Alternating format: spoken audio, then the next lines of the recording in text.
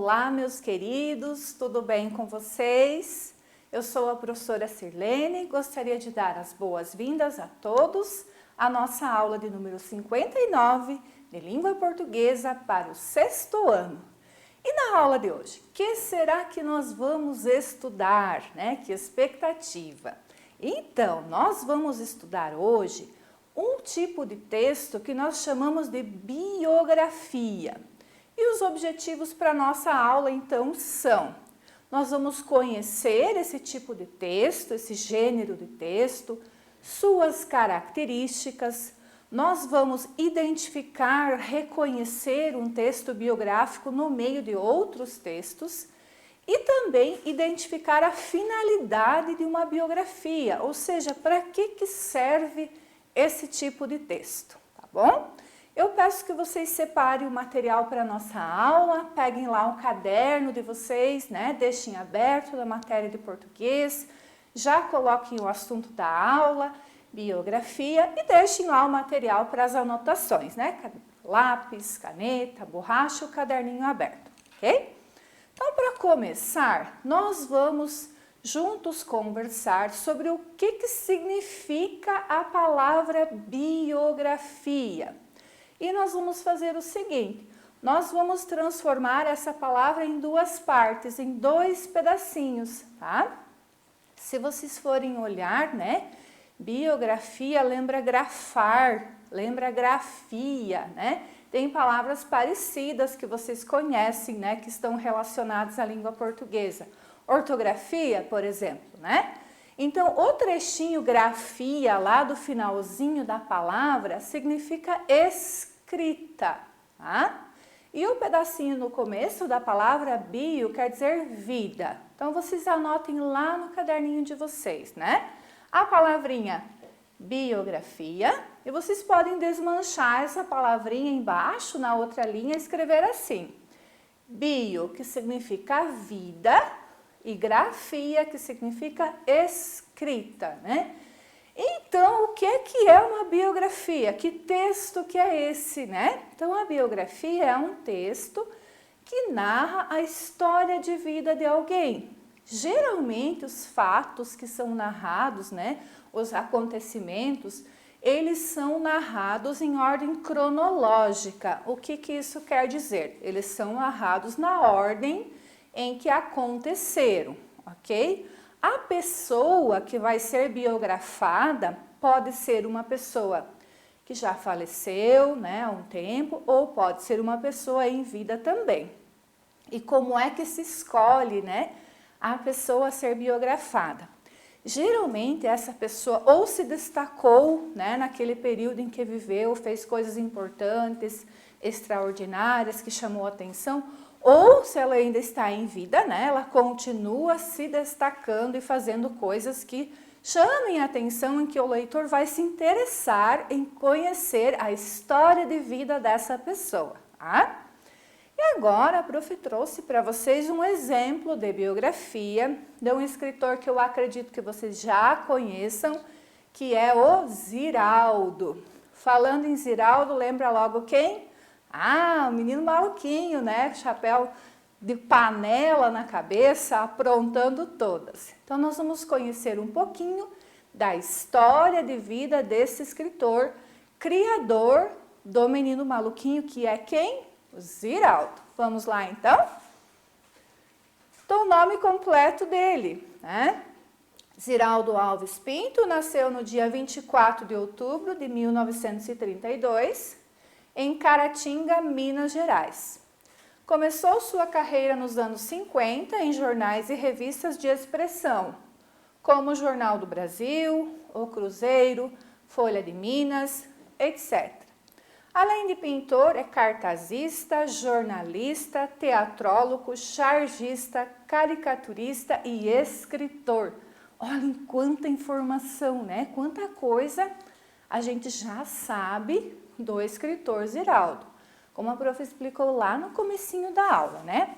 Bio, vida, grafia, de escrita. Então, uma biografia é uma escrita da vida, é um texto que conta sobre a vida de alguém, onde nasceu, o nome da cidade, onde começou a trabalhar, o que é que fazia, né? Tudo isso a gente está conhecendo através deste texto, que é uma biografia de quem? De Ziraldo. Então, nós dizemos que o biografado é Ziraldo. A fama começou a vir nos anos 60, com o lançamento da primeira revista em quadrinhos, que foi a primeira revista em quadrinhos brasileira, feita por só um autor, que se chamava A Turma do Pererê. E aqui está a imagem com os personagens do quadrinho que fazem com que o Ziraldo começasse a ter fama, né? Ele começou a ficar famoso quando ele criou a revista em quadrinhos A Turma do Pererê. Podem ver que o menino maluquinho nem apareceu ainda, né? Durante a ditadura militar, que aconteceu aqui ó, entre 64 e 84, ele fundou com outros humoristas o Pasquim, que era um jornal não conformista que fez escola e até hoje nos deixa saudades. Lembra que a prof falou para vocês que a pessoa biografada no texto de biografia fez coisas extraordinárias, né? Fez coisas que fizeram que ela se destacasse na sociedade? Então aqui é um exemplo, né? Durante a ditadura militar ocorreu a repressão, as pessoas eram proibidas de expressarem a sua opinião, de dizerem o que pensavam, e ele fez exatamente o contrário. Ele formou um jornal não conformista. Nesse jornal, ele e outros autores expressavam as suas ideias e não concordarem com a situação. Então, isso foi um fato extraordinário, que destacou-se na vida de Ziraldo. Tá? Continuando então, seus quadrinhos para adultos, especialmente de Supermãe, a Supermãe e o Mineirinho, o Comic Ec, também conta com uma legião de admiradores. Então, ele não escreveu só para crianças, ele tem a literatura para os adultos também. E aqui a prof deixou a capa das duas obras que são citadas, ok? A Supermãe e o Mineirinho, tá? Em 1969, Ziraldo publicou o primeiro livro infantil, que se chamava Flixt. E esse livro conquistou fãs em todo o mundo, não foi só no Brasil, né? Em 1979, ele concentrou-se na produção de livros para crianças. E só em 1980 que ele lançou quem? Menino Maluquinho, que é o personagem mais famoso dele, né? Um fenômeno da literatura. O livro já foi adaptado com grande sucesso para o teatro, para os quadrinhos, até para a ópera infantil, para videogame, internet e cinema. Olhem quanta coisa tem com o mesmo personagem, né? E diz aqui que até uma sequência de filmes está programada para acontecer, baseada no Menino Maluquinho, né? Na internet, na TV, tem muita coisa baseada nesse personagem. Os trabalhos de Ziraldo já foram traduzidos para diversos idiomas, como inglês, espanhol, alemão, francês, italiano e até basco, né? Representando quão talentoso que ele é, né? Porque só se resolve traduzir algo para outro idioma quando é representativo, né? Quando chama atenção. E temos até trabalhos expostos em museus de Ziraldo. Ziraldo ilustrou o primeiro livro infantil brasileiro com versão integral online em uma iniciativa pioneira. Então, o primeiro livro, né, totalmente online, quem fez? Ziraldo, ele que ilustrou, fez o desenho, né? E aqui nós temos a foto do Ziraldo com o personagem principal criado por ele, o Menino Maluquinho, famoso Menino Peralta, que usa uma panela na cabeça, né? Você sabia? Lá na cidade natal de Ziraldo, a cidade de Caratinga, tem uma praça em homenagem a Ziraldo, né? E nessa praça tem uma estátua de um menino maluquinho bem grandona no centro. E aqui a prof trouxe uma foto desta praça, né? Que está lá na cidade de Caratinga, em Minas, em homenagem ao escritor que nasceu lá, né? As características da biografia, então. né? Então, geralmente possui informações quanto ao nome da pessoa, data e local de nascimento. Quando a prof colocou aqui geralmente, porque há biografias nas quais o escritor desse texto oculta o nome da pessoa biografada a fim de despertar a nossa curiosidade ao longo da leitura para que a gente descubra quem é. Mas o que o escritor do texto faz nesse caso? Ele tira o nome, mas ele vai dando pistas para nós descobrirmos quem é, tá?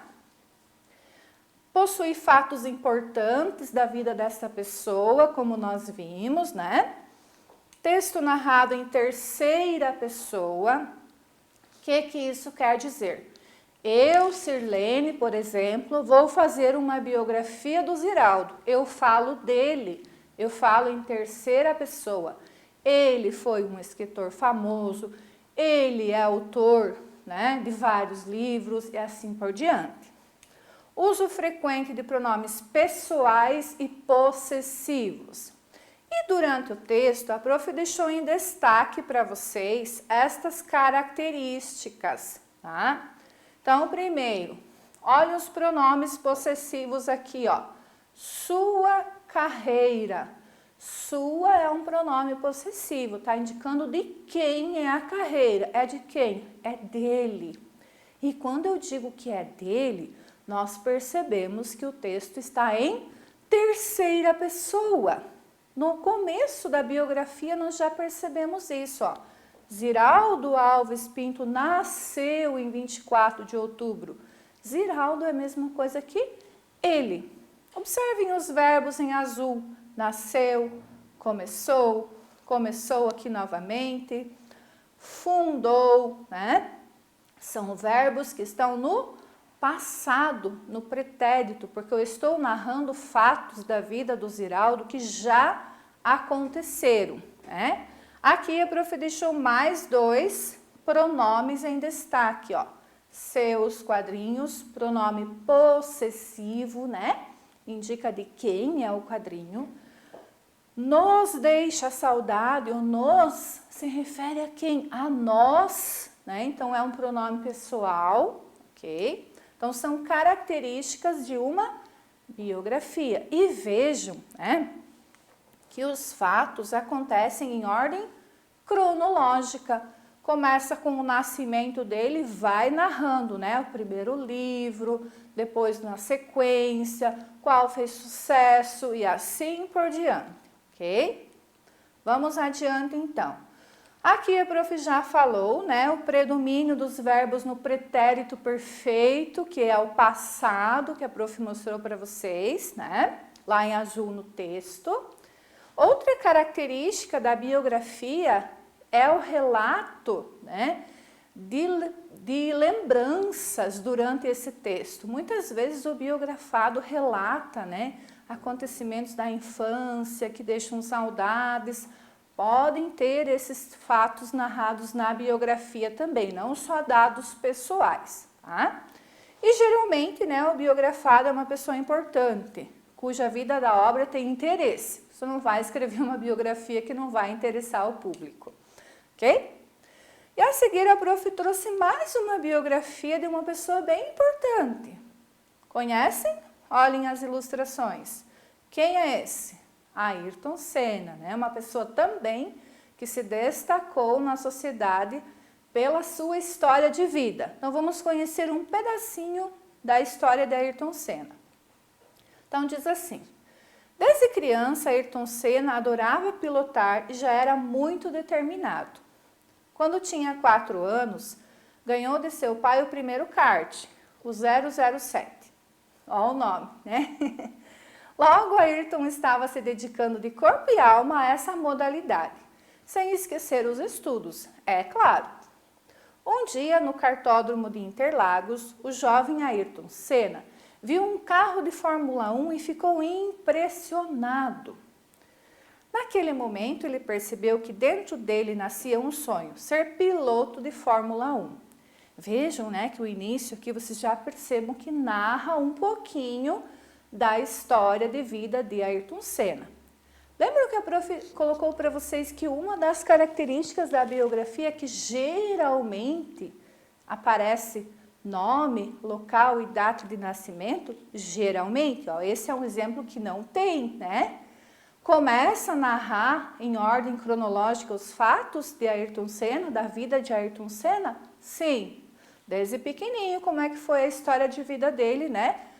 Que tem a ver com Fórmula 1 e as corridas, mas não tem local nem data de nascimento, porque esta é uma característica que não é obrigatória na biografia. Uma foto dele com o 007, o primeiro kart que ele ganhou. Olhem só como é que era, né? A carinha dele. Continuando. Para realizar esse sonho, não bastava pilotar bem. Era preciso algo mais. Determinação, disciplina e dedicação. E foi assim que ele conseguiu derrotar a chuva. Uma vez, Ayrton Senna estava vencendo uma prova de kart quando começou a chover. Foi quando ele percebeu posições de perdeu posições, né, até sair da corrida. Então a chuva atrapalhou ele. Olha a lembrança aqui que a prof colocou para vocês como característica da biografia, né? Esta é uma biografia que tem lembranças, né? O biografado relatou para o escritor que transpôs para o texto a lembrança, né, de um tempo atrás, quando ele estava vencendo uma corrida de kart e quando começou a chover, ele perdeu posições e saiu da corrida. Ele não se deixou abater pela derrota. Ele decidiu que a chuva nunca mais atrapalharia seu desempenho. Treinava horas e horas debaixo de chuva até anoitecer. Treinou tanto que alcançou a perfeição em pistas molhadas. Venceu várias corridas debaixo de muita água. Passou a ser conhecido como o Rei da Chuva. Com essa garra, Ayrton Senna foi campeão em todas as categorias que disputou. Então, novamente, percebam que nós temos lembranças relatadas no texto, que é uma biografia, né? Terminando aqui, Ayrton Senna não se contentava apenas em competir. Ele queria ser campeão do mundo, olha só. Para isso, teve de superar, fazer fazer o que parecia impossível. Como, por exemplo, no Grande Prêmio do Japão em 1988. Quando foi dada a largada, todos os carros dispararam. Menos um, o de Ayrton Senna, que era o pole position. O carro ficou parado na pista, com o motor apagado. Ayrton Senna tentava fazê-lo pegar sem sucesso. Imaginaram a cena? Todos os outros carros saíram, menos o de quem? O de Ayrton Senna. Ficou parado na pista e não se mexia. Novamente, uma lembrança que compõe o texto da biografia de Ayrton Senna. Até que, na última tentativa possível, o motor finalmente, né, funcionou. Por causa desse problema, Senna saiu do primeiro para o 14º lugar. Ele era o primeiro, agora não é mais, ele é o 14º, que desespero, né? Então, começou a fazer o que parecia impossível. Foi ultrapassando todos os outros carros, de todas as maneiras imagináveis. E na 27ª volta, Senna conquistou o primeiro lugar. Faltando 2 voltas para o final, Senna comemorava dentro do cockpit. Essa vitória entrou para a história da Fórmula 1 e deu o primeiro título mundial a Ayrton Senna, né, um piloto brasileiro. Perceberam a diferença desse texto biográfico para o de Ziraldo, né? Ayrton Senna é mais recheado com lembranças, enquanto que o de Ziraldo eram mais dados específicos, né? Ano que ele publicou o primeiro livro, que ele fez o jornal, quando ele criou o Menino Maluquinho e assim por diante, ok? O que é que nós precisamos compreender do texto biográfico, né? que ele é um texto que narra a história de vida de alguém, que é o biografado. Essa pessoa pode estar em vida pode estar em vida ainda, né? Ser alguém em vida, ou pode ser alguém que já não está mais em vida. Esse texto está escrito em terceira pessoa, porque eu narro fatos de outra pessoa, né? Os verbos geralmente estão no passado, geralmente contém nome, data de nascimento e local de nascimento, mas não é obrigatório, né? Pode ser um texto biográfico sem esses dados, com mais lembranças e conquistas da vida do biografado, como foi o caso do Ayrton Senna. Mas, mesmo assim, os fatos continuam sendo nos apresentados em ordem cronológica, ou seja, na ordem com que aconteceram na vida da pessoa, tá? E por que é que a gente escreve, né? Ou lê uma biografia? Para que fazer isso, né? Para que é que a gente escreve uma biografia? Para preservar a memória dessa pessoa, as informações importantes da vida do biografado. E também para apresentar para a comunidade, né, para o mundo, por assim dizer, histórias positivas, né, exemplos bons ou, quem sabe, negativos, aqueles que a gente não deve seguir. Existem biografias com fatos negativos? Existe também, né? Mas a gente faz a leitura como daí? Como um exemplo a não ser seguido, ok? Muito bem, nós vamos terminando a nossa aula. Pessoal, eu agradeço a atenção de vocês. Sempre lembrando que vocês têm uma atividade para fazer sobre o tema, né? Lá no caderninho de vocês. E nos vemos numa próxima aula. Até mais e tchau, tchau!